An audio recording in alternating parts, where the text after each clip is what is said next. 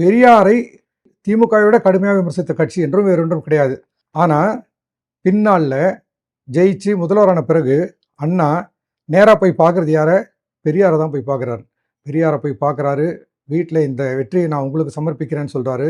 இதையெல்லாம் பார்த்துட்டு பெரியார் பின்னாடி சொல்கிறாரு, அண்ணா என்னுடைய வீட்டுக்குள்ள ஒரு கம்பீரமாக மாப்பிள்ளை மாதிரி நுழைஞ்சாரு. நான் ஒரு கல்யாண பொண்ணு மாதிரி வெக்கப்பட்டு தலையை குனிஞ்சுக்கிட்டேன். இவ்வளோ பெருந்தன்மை மிக்கவர் தான் அண்ணா அப்படிங்கிறத பெரியார்னு சொல்கிறார்.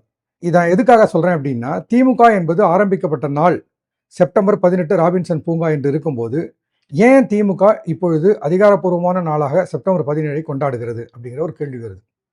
தீசு கிள்ளிவளவன் அப்படின்னு ஒரு அற்புதமான ஒரு மனிதர் இருந்தார். காங்கிரஸில் இருந்தவர், வாழப்பாடி ராமமூர்த்தி வலதுகரம் மாதிரி இருந்தவர்.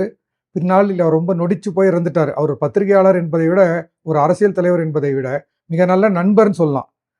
ரொம்ப அற்புதமான ஒரு ஜோஷ் அப்படின்னு சொல்லுவோம் இல்லையா?